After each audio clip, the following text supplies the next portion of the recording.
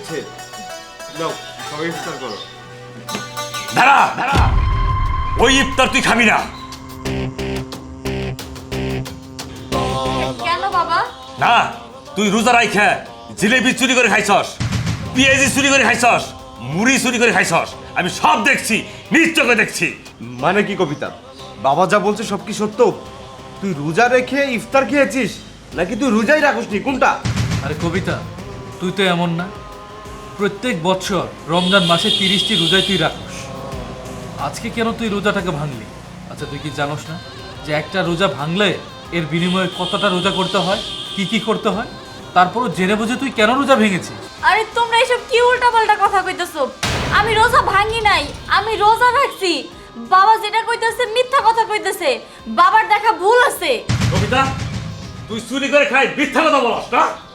না, আমি চুরি করে খাই নাই। আসলে আমি ওই ইফতার কি করছি শুনতে চাও? তাইলে শোনো। ওই ওই ফকুনি বাচ্চা, তুই ইফতার সময় কেন আইলি? স্যার, আমার একটু ইফতারি দিবেন। আমার বাপটা প্রতিবন্ধী মানুষ, ইফতার খাবার চাইছে। কি কইলি? ইফতারি যে দাম, তোর আমি ইফতার দিমু, তুই এখান থেকে চলে যা যা। স্যার, আমার বাপটা পানি খেয়ে রোজা রাখছে স্যার, একটু ইফতার দেন না। তাহলে যাবি না? খারাপ দেন না একটু স্যার, বললাম, যদি ইফতার দিমু না, যা। আরে শালা ফকুনি বাচ্চা, যা। দেন না একটু স্যার। দাঁড়ান, আপনি কি রোজা রাখছেন? আমি রোজা রাখছি। ও, আপনার বাবা মনে হয় রোজা রাখছে না? বাবা, আমার বাবাও রোজা রাখছে। আমার বাবা প্রতিবন্ধী মানুষ। শোনেন, আপনি আমার বাবার কথা কিছু মনে করবেন না। আপনি এক কাজ করেন, আপনি বাড়িতে চলে যান, আমি ইফতারের আগে আপনার ইফতার দিয়ে আসুন। আচ্ছা ঠিক আছে আপা, তাইলে আমি বাড়িতে যাই। আর শোনেন, এখন থেকে প্রতিদিনই আপনার আমি ইফতার দিয়ে আসুন। আপনারা মানুষের বাড়ি বাড়ি যাওয়া লাগবে না। আল্লাহ আপনারা বাঁচাই রাখুক আপা, আল্লাহ আপনারা বাঁচাই রাখুক। ঠিক আছে, যান। শুনলা তো ভাইয়া, বাবা ওই মেয়েটার সাথে কি করছে? বাবা, তুমি এই কাজটা কিভাবে করলে? একজন মানুষ ইফতার চেয়েছে, সেই ইফতার তুমি দাওনি। কবিতা ইফতার দিয়েছে আর তুমি কিনা কবিতাকে বলছো কবিতা ইফতার খেয়েছে রোজা নিয়ে। আরে কোনো কিছু নিয়ে কথা বলার আগে সেটা ভালোভাবে জানা দরকার, তাই না? কবিতাকে কেন দোষ দিচ্ছ তুমি? বাবা দেখো, একজনের বিষয় না জেনে বুঝে তাকে রমজান মাসে ছোট করে কথা বলা উচিত না। হোক সেটা তোমার মেয়ে, হোক সেটা অন্য কেউ। ভাইয়া, তোমরা বাবাকে একটা কথা জিজ্ঞেস করো তো। আমি যে ইফতারটা নিয়েছি, তখন তো আমি দেখেছি বাবা নামাজ পড়ছিল। তাহলে আমি ইফতার যে নিয়েছি, বাবা কিভাবে দেখলো? হ্যাঁ, তাই তো। তুমি যদি নামাজই পড়তে বসো তাহলে তুমি কিভাবে বুঝলে কবিতা ইফতার চুরি করেছে? আরে আমি নামাজ পড়ার সময় কান্দা শুনলাম, ইফতারের মধ্যে কারা যায় খস খস করতেছে। ওর নামাজ বাদ দিয়ে ফুসকে বারে দেখি যে কবিতা জিলেবি খাইতেছে, পেঁয়াজি খাইতেছে, মুড়ি খাইতেছে। ওই চুপ করে থাকলাম, দেখি কি করে খাবার পরে পরে এই কেসটা আমি ধরছি। আসলে কিন্তু ও রোজা রাখে না। কি বললে তুমি? তুমি নামাজের ভিতর থেকে দেখেছো যে কবিতা ইফতার চুরি করছে?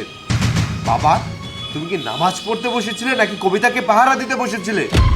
যে নামাজ পড়বে সে কিভাবে অন্যদিকে খেয়াল করে?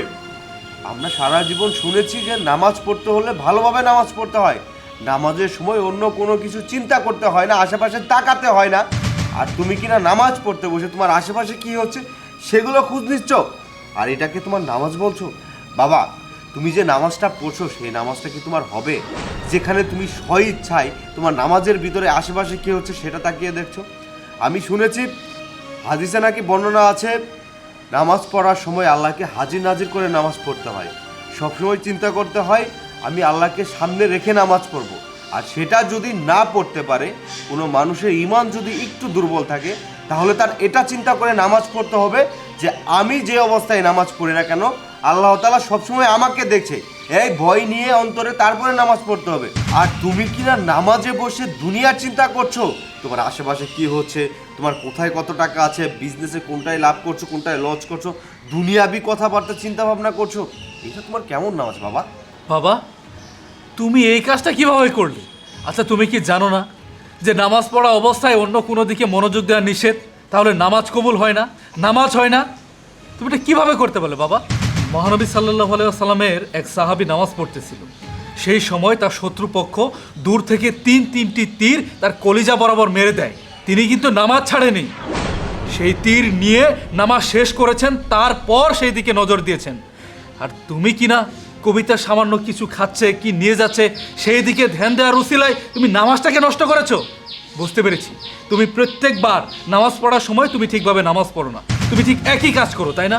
শোনো বাবা, তোমার নামাজই তো হয় না। গরিব দুঃখী অসহায় যারা আছে সবাইকে নিয়ে ইফতার করা শূন্য, এমনকি সবাই মিলে ইফতার করাও শূন্য। আর কবিতা তো ভালো কাজই করেছিল, তুমি কি করলে? তাকে ভুল বুঝলে। হ্যাঁ, শুধু তাই না, উচিত ছিল তোমার ওই মেয়েটাকে ইফতার দেওয়া, সেটা না করে তুমি তাকে দূর দূর করে তাড়িয়ে দিয়েছো। কবিতা যদি ইফতার না দিত তাহলে সে আজকে কি দিয়ে ইফতার করতো তুমি একবার ভেবেচিন্তে দেখেছো? বাবা সবই বুঝতে পারছি, ইফতার সময় তোরা সবাই আমার শরম দিস না, আমারই ভুল হয়েছে। আসলে আমি এই দুনিয়াদারির সব কিছু চিন্তা ভাবনা করে নামাজ পড়ার যায়, আসলে আমার নামাজ মতো হয় না। আল্লাহ যদি ক্ষমা না করে কেউ ক্ষমা করতে পারবে না। আজ থেকে আমি সব কিছু তোমার দায়িত্ব দিয়ে দিলাম বাবা। আমি 5 ওয়াক্ত নামাজ পড়বো, রোজা করবো, 4টা করে ভাত খাম বাবা। তাড়াতাড়ি ইফতার করুন। ঠিক আছে, নাও সবাই। এই ফকিরের বাচ্চা, তুই আমার বোনের সাথে বাসর করবি? ওঠ! কি সব উল্টাপাল্টা কথা কইতাছেন? আমি আপনার বোনের সাথে বাসর করবো মানে? ধুর গাদা, আমি কি তোকে বিয়ে ছাড়া বাসর করতে বলেছি নাকি? তুই আমার বোনকে বিয়ে কর। তুই যদি রাজি থাকিস তাহলে আজকেই তোদেরকে কাজী অফিসে নিয়ে গিয়ে বিয়ে পড়িয়ে দেব। আপনার বোনের বিয়ে করবো মানে? আপনি এসব কি কইতাছেন? কেমনে কি? আমি তো কিছুই বুঝতেছি না। শোন, আমার বোনের না আগে একটা বিয়ে হয়েছিল, আর ওর স্বামী রোড অ্যাক্সিডেন্ট করে মারা গিয়েছে, এখন প্যারালাইজড হয়ে পড়ে আছে। আর সেই শোক সহ্য করতে না পারে ও কথা বলা বন্ধ হয়ে গিয়েছে। আর ওর যে হাজব্যান্ড ছিল সে ছিল অনেক বড় লোক, তাই আমি চাচ্ছি ওর বিয়েটা তোর সাথে দিতে, যাতে করে সেই সম্পত্তি তোর নামে হয়ে যায়, আর তারপরে তুই সেই সম্পত্তি আমার নামে লিখে দিস। ও আচ্ছা, এখন বুঝছি। নিজের ফায়দার জন্য আপনার বোনরে আপনি আমার কাছে বিয়ে দিতে চাইতেছেন, তাই না? আরে গাধা, তোরও তো ফায়দা আছে। তুই একটা জিনিস চিন্তা কর, 2 কোটি টাকার সম্পদ, তুই যদি আমার নামে সম্পত্তি লিখে দিস, 1 কোটি টাকা আমি তোকে দিয়ে দেবো, 1 কোটি টাকা আমি নিজের করে নিব। 1 কোটি টাকা? তাহলে তাহলে আমি রাজি আছি। ঠিক আছে, আমি বিয়ে করব। চল। ঠিক আছে, চলো।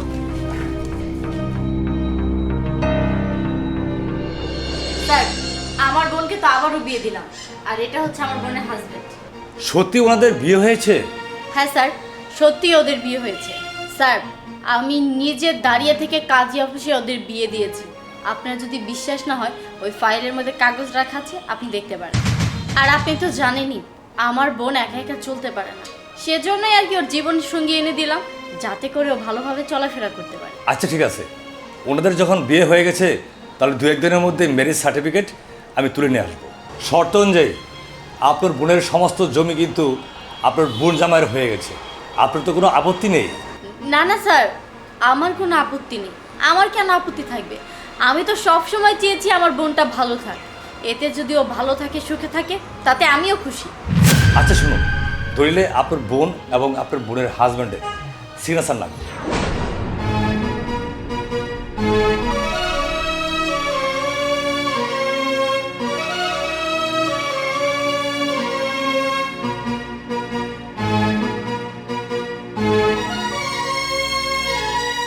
শুনুন, যাবতীয় কাগজপত্র রেডি করে আমি আবার আসবো।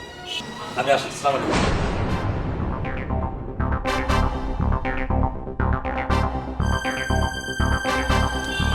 কি রাসেল, শর্ত মোতাবেক তো তুমি এই সম্পত্তির মালিক হয়ে গিয়েছো। তোমাকে তো আমি বলেছিলাম, তুমি যদি আমার বোনকে বিয়ে করো তাহলে এই সম্পত্তির মালিক হবে তুমি। যেহেতু স্বাভাবিকভাবে তুমি সম্পত্তির মালিক হয়ে গিয়েছো, শর্ত অনুযায়ী তার অর্ধেক আমি পাই। নাও, আমার সম্পত্তি আমাকে লিখে দাও। সম্পত্তি? কিসের সম্পত্তি? সম্পত্তি মানে? এই, তুই একটা ফকির, তুই আমার সাথে এভাবে কেন কথা বলছিস? তোর কোনো যোগ্যতা আছে আমার বাড়িতে এসে আমার সাথে এইভাবে কথা বলার? তোকে আমি রাস্তা থেকে তুলে নিয়ে এসেছি, আর তুই এখন আমাকে জিজ্ঞেস করছিস কিসের সম্পত্তি? হ্যাঁ, মানছি আমার যোগ্যতা ছিল না, আমি একটা রাস্তার ফকির ভিখারি ছিলাম, কিন্তু এখন আমার যোগ্যতা হয়েছে। এখন আমি কোটিপতি, এই পুরো সম্পত্তির মালিক শুধু আমি একা। কিরে, যে কি দেখছিস? যা, বের হয়ে যা আমার বাসা থেকে, যা এখান থেকে। এর জন্যই মানুষ বলে ভিখারিদের কখনো মাথায় তুলতে হয় না। তোকে যে আমি রাস্তা থেকে তুলে নিয়ে এসেছিলাম, ভালো পোশাক পরেছি, ভালো ভালো খাবার খাইয়েছি, এটাই আমার বড় ভুল ছিল। তোকে আমি রাস্তা থেকে তুলে নিয়ে এসেছি আর তুই আমার সাথে এ ধরনের ব্যবহার করছিস? তুই দাঁড়া, এক্ষুনি আমি পুলিশকে কল দিচ্ছি। ওরে বাবা, অনেক ভয় পাইছি। তুই পুলিশকে কল করবি? আচ্ছা, পুলিশকে কল করে তুই কি বলবি? আমি তোর বোনকে বিয়ে করে সমস্ত সম্পত্তি লিখে নিয়েছি। আমি যখন পুলিশকে বলবো তুই সমস্ত সম্পত্তি পাওয়ার আশায় আমাকে রাস্তা থেকে তুলে এনে তোর বোনকে কৌশলে আমার কাছে বিয়ে দিয়েছিস এবং সমস্ত সম্পত্তি তুই আমার কাছ থেকে লিখে নিবি, তখন তোর কেমন লাগবে বলতো? তাই ভালোই বলছি, এখান থেকে সুন্দর মতো বের হয়ে যা, তা না হলে ঘাট ধাক্কা দিয়ে এখান থেকে বের করে দেবো। যা। এই ফকিরের বাচ্চা, তুই আমার সাথে 2 নাম্বারই করলি না? তোকেও আমি দেখে নেব। আপনি কোনো চিন্তা করবেন না, আপনার সমস্ত সম্পত্তি এখন আমার নামে। আমি উকিলের সাথে কথা বলে সমস্ত সম্পত্তি আপনার নামে লিখে দেব। আসলে হয়েছে কি, আমি যদি এই নাটকটা না করতাম, কিছুদিন পরে আপনার বোনের কাছে এই সম্পত্তিটা চলে যেত, তখন আপনার বোন আপনাকে ঠকাতো। তাই আমার এই নাটকটা করতে বাধ্য হয়েছি। যাই হোক, আমাদের যে সম্পর্কটা হয়েছে, এতে যদি আপনার কোনো সমস্যা থাকে, আমি একটা ব্যবস্থা করব। তার মানে আপনি চাচ্ছেন আমি আপনার সাথে থাকি? আপনি এই সম্পর্কটা মেনে নিয়েছেন? ঠিক আছে, আপনি যেহেতু সম্পর্কটা মেনেই নিয়েছেন, আমি আপনাকে নিয়ে সারা জীবন থাকবো।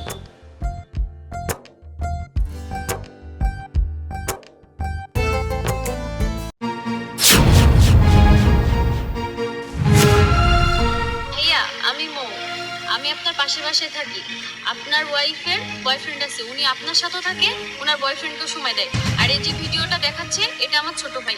আমার কথা যদি আপনার বিশ্বাস না হয়, আপনার ওয়াইফকে এখানে রেখে যান, আপনি নিজের চোখে সব দেখতে পাবেন। কি? কি হয়েছে? না কিছু না, আমাকে এখন একটু যেতে হবে। আমার বন্ধুর একটা ফ্যাক্টরিতে আমার একটা মিটিং আছে, আমার ইমার্জেন্সি যেতে হবে। তুমি এখানে একটু থাকো, 1 ঘন্টা বসো, আমি চলে আসবো। আমি 1 ঘন্টা এখানে বসে থাকবো? আরে মাত্র তো 1 ঘন্টা, যাবো আর চলে আসবো। আচ্ছা, এক কাজ করি, চলো আমিও তোমার সাথে যাই। আরে না না, তোমার ওখানে যাওয়া যাবে না। ওর অফিসের স্টাফরা ভালো না, তাদের নজর খারাপ, তোমার যাওয়া যাবে না। আচ্ছা ঠিক আছে, যাও তাহলে। আচ্ছা ঠিক আছে, আমি তাহলে আসি, তুমি থাকো। ঠিক আছে।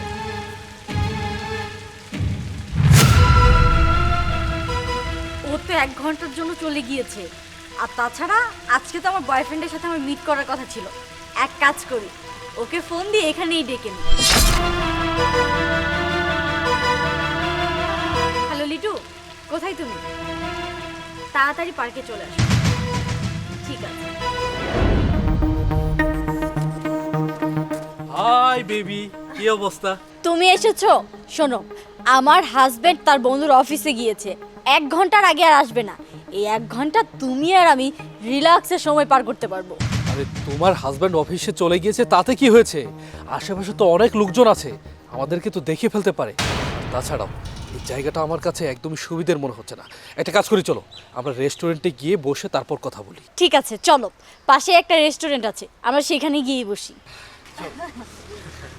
দাঁড়াও, এত তাড়াহুড়া কিসে? রাসেল, তুমি তুমি তো তোমার বন্ধুর ফ্যাক্টরিতে গিয়েছিলে, এত তাড়াতাড়ি চলে এসেছো?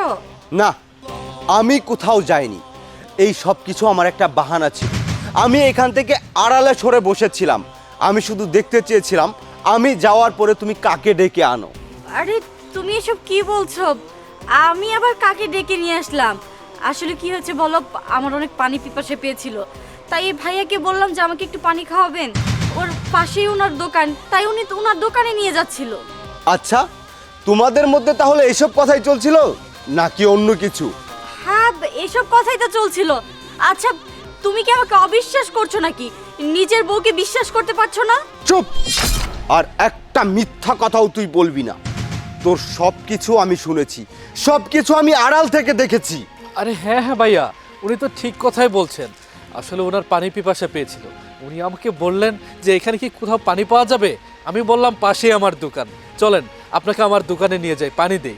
চুপ করো লিটু, অনেক হয়েছে, আর লুকোচুরি করতে পারবো না। যেহেতু সবকিছু জেনেই গিয়েছে, ওকে জানিয়েই দিচ্ছি। আর কি কি জানতে চাও বলো? এখানে কি চলছিল বুঝো না? আমাদের দুজনের মধ্যে প্রেম চলছিল, তাও আবার 5 বছর ধরে। তোমার সাথে বিয়ে হওয়ার আগেই না ওর সাথে আমার রিলেশন ছিল। আমি বাড়িতে এই কথা বলেছিলামও, কিন্তু আমার বাবা মা সেটা মেনে নেয়নি, জোর করে তোমার সাথে আমার বিয়ে দিয়েছে। আমি শুধু ভালো বউয়ের নাটক করেছি, আমি তোমাকে কোনোদিন ভালোবাসিনি আর বাসবো না। তার মানে সেই ছেলেটা আমাকে যে ভিডিও দেখিয়েছিল সেটা সত্য? আমার পাশের বাসার মেয়েটা মৌ, সেই আমাকে সব কিছু বলেছিল যে তুই আমাকে রেখে অন্য কারোর সাথে প্রেম করিস। সে আমাকে এটাও বলেছিল আমি যদি বিশ্বাস না করি তাহলে সেখান থেকে যেন চলে যায় এবং আড়াল থেকে যেন সব কিছু আমি দেখি। আর আমি সেখান থেকে চলে যাওয়ার 5 মিনিটের মধ্যে তুই তোর বয়ফ্রেন্ডকে নিয়ে আসলি। বাহ! হ্যাঁ, 5G বয়ফ্রেন্ড তো, তাই আর দেরি হয়নি। আর তুমি যেহেতু সবকিছু জেনেই গিয়েছো, তাহলে আমাকে ডিভোর্স দিয়ে দাও। আমাদের দুজনের প্রেমের মাঝখানে তুমি আর বাধা হচ্ছ কেন? হ্যাঁ, তুই চিন্তা করিস না, তোর বাড়িতে আমি ডিভোর্স লেটারটা পাঠিয়ে দিব। আর তুই তো আমাকে ডিভোর্স দিতে রাজি আছস। আমাকে ডিভোর্স দেওয়ার পর ওকে নিয়ে তুই সুন্দরভাবে জীবনযাপন করবি, তাই তো? হ্যাঁ, সময়টা তো ভালোই কাটবে। তুমি হয়তো বা ভুলে গিয়েছো, বিয়ের 1 মাস পরেই তোমার বাড়ি গাড়ি সমস্ত কিছু আমার নামে লিখে দিয়েছিল। সেইগুলো দিয়ে না আমাদের দুজনের জীবন খুব ভালোভাবেই কেটে যাবে। আর বিজনেসটা না হয় দুজনে মিলেই চালাবো, আর তুমি মানুষের দাঁড়ে দাঁড়ে ভিক্ষা করবে। আরে বোকা, তুই হয়তো ভুলে গিয়েছিস, আমি সেই দিন তোকে সমস্ত সম্পত্তি লিখে দিতে চেয়েছিলাম, ঠিক আছে, এবং প্রত্যেকটা পেপারে আমি সিগনেচার করেছিলাম। বাট লাস্ট যে পেপারটা ছিল সেই পেপারটাতে পানি পড়েছিল, সেখানে আর আমি সিগনেচারটা করিনি। আরে সেই পেপারটাই ছিল পাওয়ার অফ অ্যাটর্নি। তুই পরবর্তী সময় সিগনেচার নিতে চেয়েছিলি, বাট আমার লাকটা অনেক ভালো যে তুই পরবর্তী সময় সেই সিগনেচারটা নিতে পারিসনি, কারণ তোর মনে ছিল না। তার মানে আমার বাড়ি গাড়ি সমস্ত সম্পত্তি আমার নামে আছে, আগেও আমার নামে ছিল, এখনও আমার নামে আছে, তুই কিছুই পাসনি। আর আমিও ভেবেছিলাম আমাদের যখন বাচ্চা কাচ্চা হবে আমি নিজের ইচ্ছায় সমস্ত সম্পত্তি তোর নামে লিখে দিব। কিন্তু দেখ আমার কপালটা কত ভালো, তোকে সমস্ত কিছু লিখে দেওয়ার আগেই তোর আসল রূপটা আমার চোখের সামনে চলে আসলো। হ্যাঁ বেবি, ও ঠিকই বলছে। লাস্টের কাগজটাতে আমি সিগনেচার করাতে পারিনি। আসলে কি হয়েছে বলো, ওই কাগজটাতে পানি পড়ে গিয়েছিল, তাই আর সিগনেচার করাতে মনে নেই। কি? তার মানে সম্পত্তি এখনো তোমার হয়ে যায়নি? আরে সম্পত্তি যদি তোমারই না হয়ে থাকবে তাহলে আমি তোমার সঙ্গে রিলেশন আর কেন করব?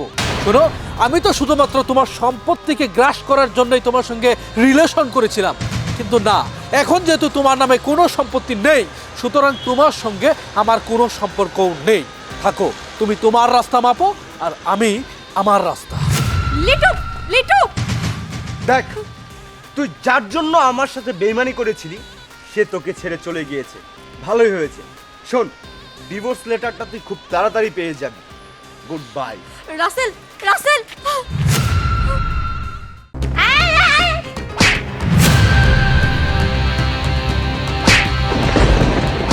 আরে কি হচ্ছে এসব?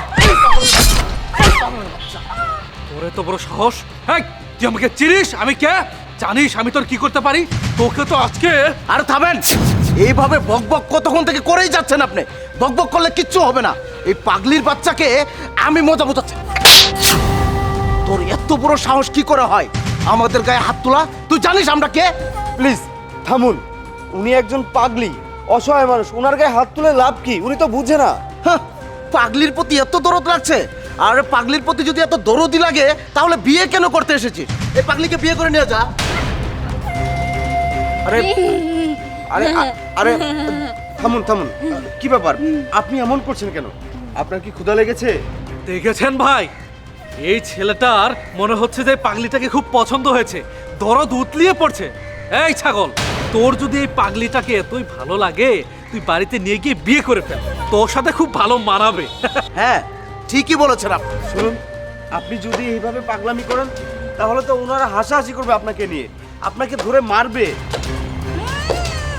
মাকবই দাও, মাকবই! দেখেছেন এই পাগলিটার সাথে কেমন পিরিত জমে উঠেছে? ভাতিজা, আমি তো মোবাইল সম্বন্ধে তোমার কিছু বুঝি না। এই মোবাইল থেকে এই মোবাইলে 50,000 টাকা পাঠিয়ে দাও তো।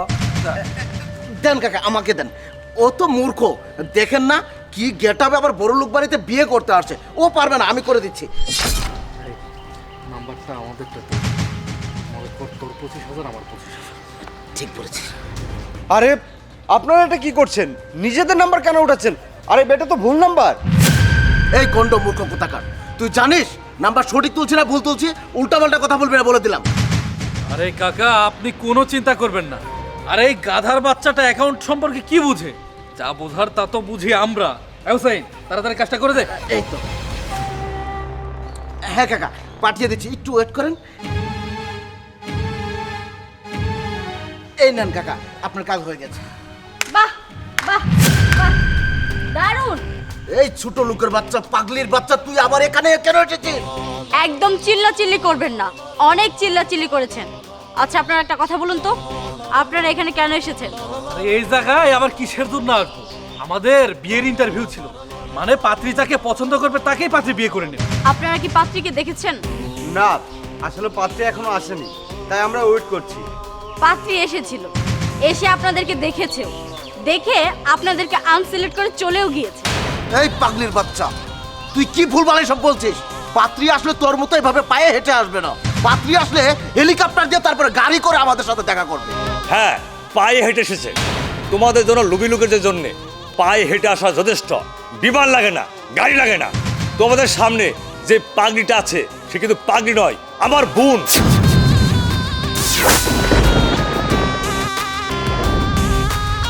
আর ওই সে পাত্রী। এখন তো তোমরা পরিচয়টি পেয়ে গেছো, তাই না? তোমরা ভাবতেও পারোনি আমার বোন পাগলি সেজে তোমাদের গালে কেন থাপ্পড় দিল।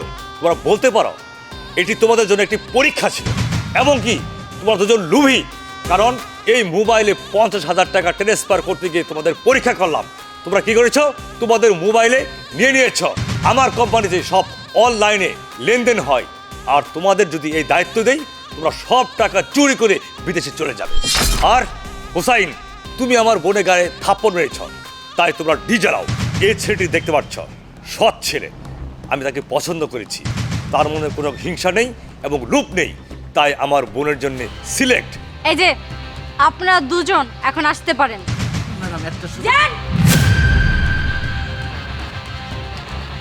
ভাইয়া, আমার এই ছেলেটাকে পছন্দ হয়েছে, তুমি কি বলো? হ্যাঁ, আমার কাছে পছন্দ হয়েছে। এখন আপনাকে জিজ্ঞেস করি, আপনি কি রাজি? জি, আমি রাজি। ঠিক আছে, তাহলে চলুন। চলো। কি রে চুমকি, চুমকি, দেখেছো এখন পর্যন্ত চা দেওয়ার কোনো খবরই নেই। কখন চা দিবে? মেজাজটা যে কি পরিমাণ গরম হচ্ছে আমার। কে রে আমার চা দিতে বলেছে কখন তোকে? ওকে ডাকছি না কাকে ডাকছি ওর কোনো খবরই নাই। মনে হচ্ছে কি ও এই বাড়ির মালিক, আমি এই বাড়ির কাজের লোক, ওকে আমার এত ডাকতে হবে? কি রে কানে কথা যাচ্ছে না তোর?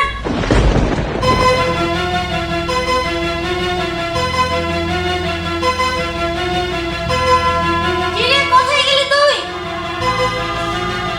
ম্যাডাম, আমি নামাজ পড়তেছিলাম, এর জন্য উত্তর নিতে পারি না। এই ছোট লোকের বাচ্চা, তোর নামাজ আগে নাকি আমার কাজ আগে? তোকে আমি কখন বলেছি চা দেওয়ার কথা? হ্যাঁ ম্যাডাম, আপনি এরকম করতেছেন কেন? আমি তো নামাজই পড়তেছিলাম। কি হয়েছে কবিতা? ভাইয়া দেখেন না, আমি না নামাজে খারাইছিলাম, আর নামাজটা বাদ দিয়ে তো আর চা দিতে পারি নাই, এর জন্য আফামনি রাগারাগি করতেছে। আরে নামাজের টাইম কম ছিল সেটা বুঝলাম, কিন্তু কাজটা করে তো তারপরে নামাজ পড়বে নাকি? এই শোন, তোকে একটা কথা বলে দিচ্ছি, এরপরে থেকে আমাদের কাজ করে সময় থাকলে তারপরে নামাজ পড়বি, বুঝতে পেরেছিস? ম্যাডাম, আমরা মুসলমান মানুষ, আমার কাছে আগে নামাজ পরে কাজ। একটা থাপ্পড় মারবো, বেশি কথা বলিস। ওয়ালাইকুম আসসালাম, আপনারা এসেছেন? বসুন বসুন।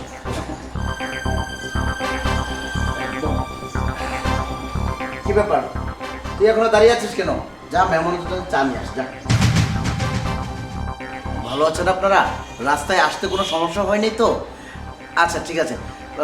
এই যে আমার ছোট বোন, ওর কথাই আপনাদের কাছে বলেছিলাম। মা, তুমি কেমন আছো? ভালো আছি। আচ্ছা মা, তোমার নাম কি? জি, কবিতা। হ্যাঁ, এই যে ধন্যবাদ। স্যার,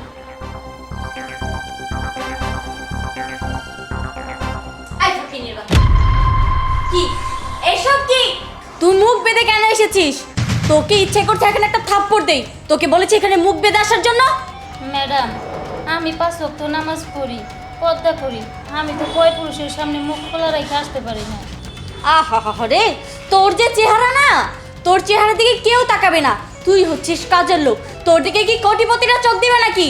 তোর তো শেষ পর্যন্ত বিয়ে হবে রাজমিস্ত্রি বা রিক্সাওয়ালার সাথে, বুঝতে পেরেছিস? মা, তোমার মুখটা খুলো তো।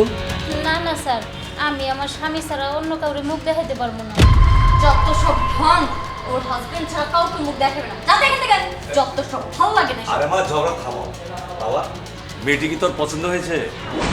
হ্যাঁ বাবা, মেয়েটাকে আমার অনেক ভালো লেগেছে, তবে তুমি যাকে দেখাতে নিয়ে এসেছো তাকে না, ওই কাজের মেয়েটাকে।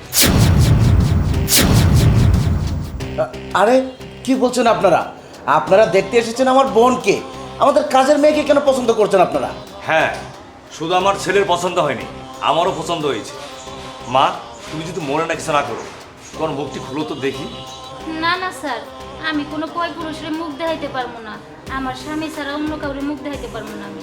শোনো মা, যেহেতু তোমাকে আমিও পছন্দ করেছি, আমার ছেলেও পছন্দ করেছে, এবং কি আমার ছেলে তোমাকে বিবাহ করবে, তাহলে আমাদের সামনে মুখ দেখাতে সমস্যাটা কি মা? মা, মুখটা দেখাও, আমরা দেখি। আমি কিছু বুঝতে পারছি না, আপনারা দেখতে আসলেন আমার বোনকে, এসে কাজের মেয়েকে কেন পছন্দ করছেন? হোসাইন সাহেব, আমি মুসলিম ঘরের ছেলে, আমি চাইবো আমি যাকে বিয়ে করব সে সবসময় পর্দা করে থাকবে, 5 ওয়াক্ত নামাজ আদায় করবে এবং সবার সাথে ভালো ব্যবহার করবে, আমার বাবা মা সেবা যত্ন করবে। কিন্তু আপনার বোনকে দেখে আমার যা মনে হচ্ছে, আপনার বোন এর ধারে কাছেও কখনো যায় না, অথচ আপনার বাসার কাজের মেয়ের মধ্যে আমি এই সব গুণাগুণ দেখতে পেয়েছি। তাই যদি বিয়ে করতে হয়, আমি এই কাজের মেয়েকেই বিয়ে করব। বাবা, আমি তোমার পছন্দ করা এই মডার্ন মেয়েকে না, এই পর্দাশীল কাজের মেয়েকে বিয়ে করতে চাই, যে কিনা তার স্বামীর হক আদায় করছে, যে কিনা তার স্বামীকে ছাড়া কাউকে মুখ দেখাবে না বলে প্রতিজ্ঞা করেছে, তাকে। ঠিক আছে বাবা, ওই কাজের মেয়েকে দিয়েই তোর বিবাহ করাবো। মা, তুমি কিছু না করো, তাহলে তোমার বাবা মার কাছে নিয়ে চলো, 3 তারিখটা শুক্রবারে ফিরে দেবো। না না স্যার, এইটা আপনারা কি কইতেছেন?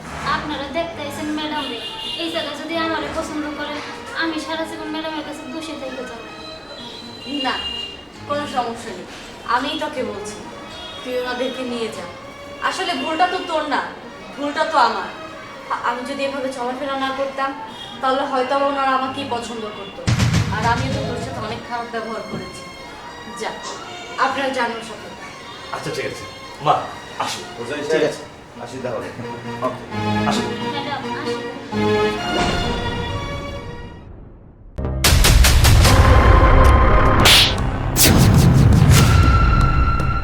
তোর এত বড় সাহস! এই, তোকে কতক্ষণ ধরে ডাকছি, তুই শুনতে পাচ্ছিলি না? তোর সাহস তো কম না, তুই এখানে মেহমানদের বসিয়ে রেখে ঘরে সাজুগুজু করছিলি। এই, ওরা কি তোকে দেখতে এসেছে না আমাকে? না না আপা, আমি তো সাজগোজ করি নাই, আমি তো। এই থাম, আবার মুখে মুখে কথা বলছিস। কতক্ষণ যাবত আমি আর ভাইয়া তোকে চা নাস্তা আনতে বলেছি, আর তুই চা নাস্তা না এনে কি করছিলি? ঘরে বসে সাজুগুজু করছিলি। যতই সাজুগুজু করিস না কেন, তুই কাজের মেয়ে থাকবি। তোর বিয়ে হবে তো একটা রাজমিস্ত্রির সাথে। আপা, আপনি এমন ভাবে কেন বলছেন? আপনি যেমনটা ভাবছেন তেমন কিছুই না। বুঝেছেন আঙ্কেল? এই আমি কাজের লোকদেরকে টাইট দিয়ে রাখি, আর আপনাদের সংসারে গিয়ে কাজের লোকদের ঠিক এভাবেই টাইট দিয়ে রাখবো, যাতে করে ওরা কোনো কাজে ফাঁকি না দিতে পারে।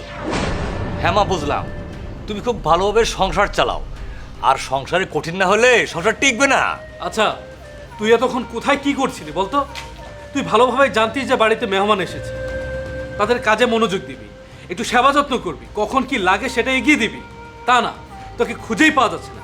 আচ্ছা, আমি যে তোকে ডাকলাম সেটা কি তুই শুনতে পাসনি? বুঝো না ভাইয়া, সাজুগুজু করে একদম পরিপাটি হয়ে এসেছে, যাতে করে ওনারা আমাকে পছন্দ না করে ওকে পছন্দ করে। না না আপা, আমি তো এসব কথা কল্পনায়ও ভাবতে পারি না। আমি মন থেকে চাই আপনার ভালো জায়গায় বিয়ে হোক, আর ওনারা আপনারে পছন্দ করুক। হয়েছে, তোর দোয়া না আমার কোনো কাজেই লাগবে না। আমার রূপ দেখে আমার ভালো ঘরে বিয়ে হবে, তোর দোয়া আমার লাগবে না। আচ্ছা মা, তোমার দেরি হলো কেন? আসলে আন্টি, আমি নামাজ পড়তে বসেছিলাম, আর ওই সময় ভাই আমাকে ডেকেছে, তাই নামাজ শেষ করে চা নাস্তা নিয়ে আসতে একটু দেরি হলো। এই, তোর কাছে কি নামাজ এতটাই গুরুত্বপূর্ণ হয়ে গেল? জি আপা, আমার কাছে নামাজই গুরুত্বপূর্ণ। সব কিছু ছাড়তে পারলেও আমি নামাজ ছাড়তে পারবো না, তাই আগে নামাজ পরে কাজ। থাপ্পড় দিয়ে তো দাঁত ফেলে দেব। এই, তুই তো আগে থেকে জানতে যে বাড়িতে মেহমান আসবে, তাহলে তুই নামাজ পড়তে বসলি কেন? এই যে ভাইয়া, তোমাদের আশকারা পেয়েই না ও একদম মাথায় উঠেছে। আর তাছাড়া আমি হচ্ছে আধুনিক মেয়ে, আমি কি মাথায় ঘোমটা দিয়ে বসে থাকবো নাকি? আচ্ছা, আপনি একটু থামেন তো। আপনি একটা কাজের মেয়ে হয়ে হিজাব পরে আছেন কেন এইভাবে? বুঝলেন না?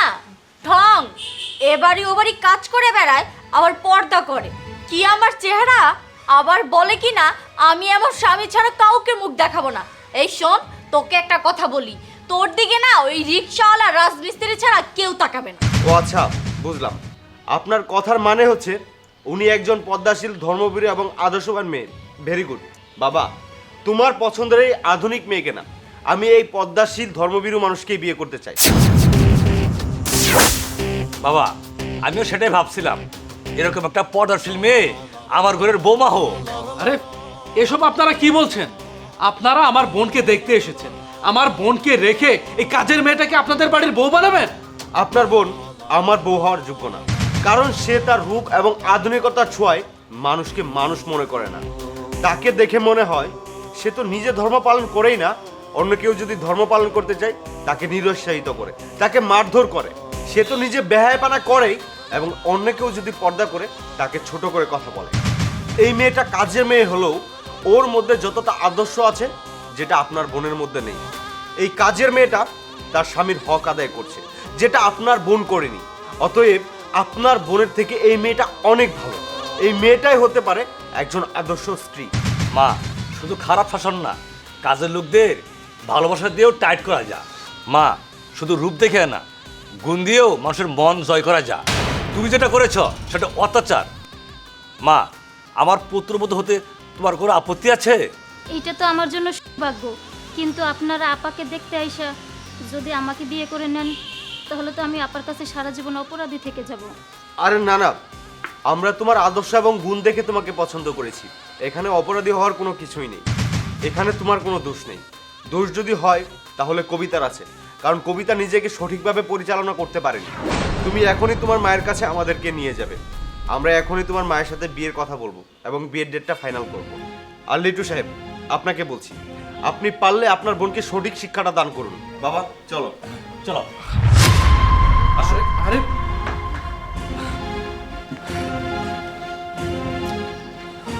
ও শিট, কবিতা তুই এটা কি করলি? শুধুমাত্র তোর এই অহংকার আর আধুনিকতার কারণে আজকে এত ভালো একটা ঘরকে হাতছাড়া করতে হলো।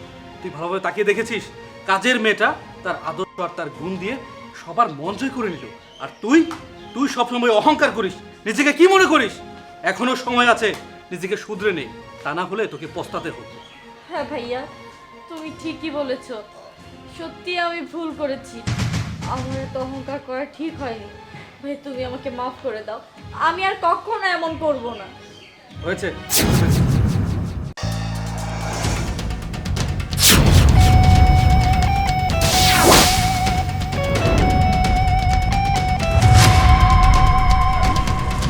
ঠিক আছে, তাহলে সাবধানে যাও। আচ্ছা ঠিক আছে, তুমি দেখে শুনে থাকো। আর তোকে বলছি, তোর সাহেবকে ঠিক মতো রান্না বান্না করে দিস। ঠিক আছে ম্যাডাম, আপনি চিন্তা করতে হবে না, আমি সাহেবের খেয়াল রাখবো। আচ্ছা ঠিক আছে, তাহলে থাকো, আমার দেরি হয়ে যাচ্ছে। দেখে রাখিস তোর সাহেবকে। দেখে তো রাখবেই, ও দেখে না রাখলে আমাকে কে দেখে রাখবে? হয়েছে, বউকে পেলে আমার কাছে তো মনেই থাকে না আমি যে কত সুন্দর, সেটা কি চোখে পড়ে না? আরে চোখে তো পড়ে, শুধু বইয়ের জন্যই তো কিছু করতে পারে না। কিন্তু এখন কিন্তু আমাদের আর সেই সমস্যাটা নেই। আমার বউ বেচারি ট্রেনিং এর জন্য 3 মাসে আমার থেকে অনেক দূরে থাকবে। এখন আমি আর তুমি ছাড়া কেউই থাকবে না।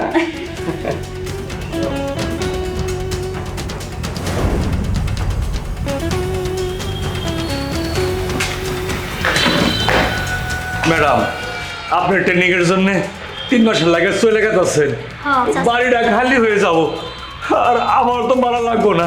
চাচা, আপনি চিন্তা করেন না, আপনি শুধু আমার জন্য দোয়া করেন, আমি জানি 3 মাসের ট্রেনিং শেষ করে আবার ফিরে আসতে পারি। ঠিক আছে ম্যাডাম, ঠিক মতো থাকেন। আর আপনার স্যার একটু দেখে শুনে রাখেন, বাড়ি ঘরে একটু খেয়াল রাখেন। আচ্ছা ম্যাডাম। আচ্ছা ঠিক আছে, যাই তো।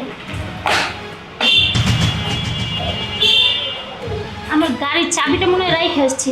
চাচা একটু লাগেজটা দেখেন।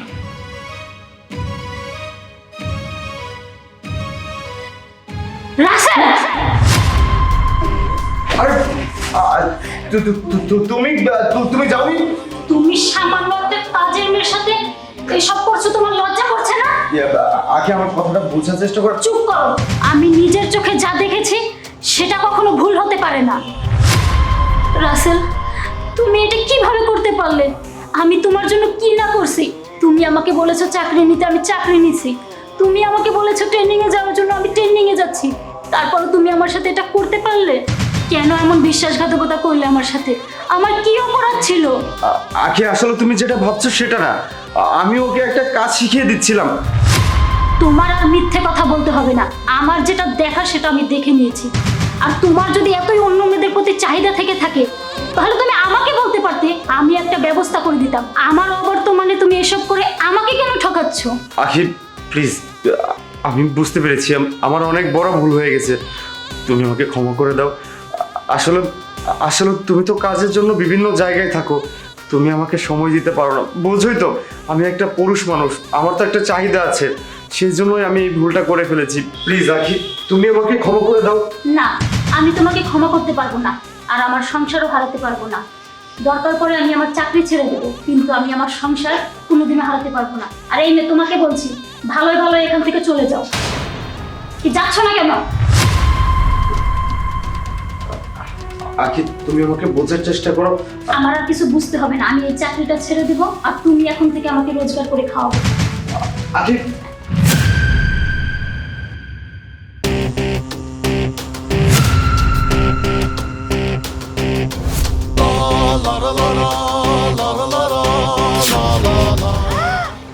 ও মাই গড, এতগুলো কমলা! কমলা তো আমার ভীষণ ফেভারিট। দেখি তো এগুলো আসল নাকি নকল কমলা।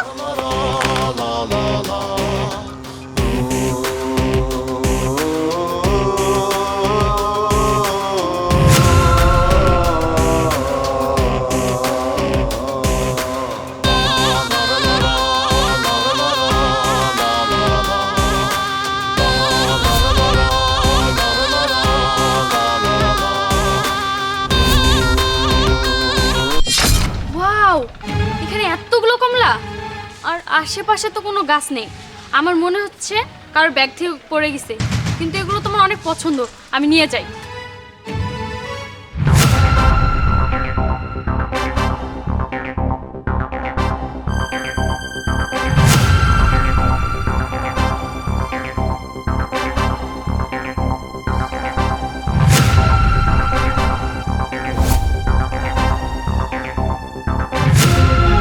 কি ব্যাপার, এতগুলো কমলা এখানে পড়ে আছে কেন?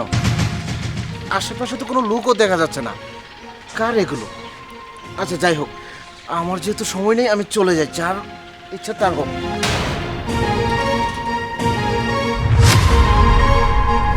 বুঝলাম না, অফিসের ভিতরে ইন্টারভিউ না নিয়ে আমাদের এভাবে বনের ভিতরে কেন দাঁড় করে রেখেছে? হ্যাঁ, ঠিকই বলেছেন, আমিও বুঝলাম না এতক্ষণ যে দাঁড়িয়ে আছি, স্যার যে কখন আসবে কি জানি। ভালো লাগছে না, একদম অসহ্য হয়ে যাচ্ছি। কয়টা? আচ্ছা, আপনারা কি ইন্টারভিউ দেওয়ার জন্য এসেছেন? হ্যাঁ। আপনারা যেহেতু এই কোম্পানিতে ইন্টারভিউ দিতে এসেছেন, ইন্টারভিউ আগে থেকেই হয়ে গিয়েছে। আর হ্যাঁ, আপনাদের ইন্টারভিউয়ের রেজাল্টটা আমাদের এমডি স্যার এসে সরাসরি দিবে। হোয়াট? আমাদের ইন্টারভিউ নিয়েছে আর আমরা জানি না? স্যার, আমাদের ইন্টারভিউ কখন নিলেন? আমরা তো এখন পর্যন্ত ভাইবা ফুটেও গেলাম না, আমাদেরকে কোনো প্রশ্নও করলো না, আমরা তো ইন্টারভিউই দেইনি। তাহলে আমাদের ইন্টারভিউ কিভাবে হলো? এই, আপনি কি আমাদেরকে পাগল পেয়েছেন? আপনি যা বলবেন আমরা তাই মেনে নেব। দেখুন, কিভাবে আপনাদের ইন্টারভিউ হয়েছে সেটা তো আর আমি বলতে পারবো না। আমাদের এমডি স্যার আসছেন, এসে উনি সব নিজের মুখে বলবেন। বুঝলাম না, এই বাগানের ভিতরে কি দাঁড়িয়ে থাকা যায় নাকি? হ্যাঁ, ঠিকই বলেছেন। আর কতক্ষণ এভাবে ওয়েট করব আমরা? হ্যাঁ, ধৈর্য ধরুন। আমি জানি আপনাদের অনেক সময় নষ্ট হয়ে গেছে। আসলে বিদেশ থেকে অনেক নামি দামি লোক এসেছে এবং ভিতরে মিটিং চলছে, তাই আপনাদের এই জঙ্গলে থাকতে বলেছি। বাই দ্য ওয়ে, মিস বৃষ্টি, আপনার তো চাকরি হচ্ছে না, আপনি ডিজেলাও। আমি যদি খুলে না বলি তাহলে আপনারা ক্লিয়ারভাবে কিভাবে বুঝবেন? আমি বলছি, আপনারা যখন ইন্টারভিউ দিতে আসছেন তখন মনে করে দেখেন তো রাস্তার ভিতরে কমলা ছিল কিনা। হ্যাঁ ছিল, রাস্তার উপরে কমলা ছিল। সে কমলাগুলোকে আপনারা খেয়ে তারপরে প্যান্টের ভিতরে নিয়ে পালিয়ে গেছেন। তাহলে আপনি বলুন মিস বৃষ্টি, এখানে চাকরিটা আপনাকে কিভাবে দেই? মিস বৃষ্টি, আপনি তো জানেন আমাদের কোম্পানিতে অনেক দামি দামি খাবার তৈরি হয়, সেখানে যদি আপনাদের চাকরি দেই আপনারা লোভ সামলাতে পারবেন না, আপনাদের জিভার পানি পড়বে। কারণ আপনারা যদি এই কমলা লোভী সামলাতে না পারেন তাহলে ভালো ভালো খাবার তৈরির এসব লোভ কেমনে সামলাবেন? তাই আপনাদের দুজনের চাকরি হবে না। শুনুন মিস মৌ, বৃষ্টির মতো আপনি কিন্তু একই কাজ করেছেন। রাস্তায় কমলা পেয়ে সেগুলো খেয়ে ফেলেছেন এবং কি পকেটে ঢোকাচ্ছেন। আর আমাদের হুসাইন সাহেব উনি কী করেছে জানেন? কমলাগুলো না খেয়ে সে ওখান থেকে ফিরে এসেছে, জানে যে এই কমলাগুলো অন্য কারো হতে পারে। শুধু তাই নয়, আমাদের কোম্পানিতে অনেক টাকা পয়সাও থাকে, সেটাও লোভ আপনারা সামলাতে পারবেন না।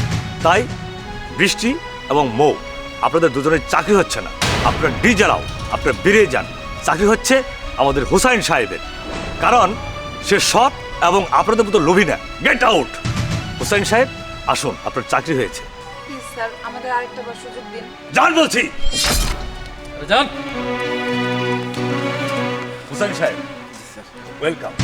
হ্যাঁ লিটু সাহেব, আমাদের ফোর্ড কোম্পানি সব কিছু বুঝিয়ে দেন। ঠিক আছে, থ্যাংক ইউ স্যার। আপনি আসুন।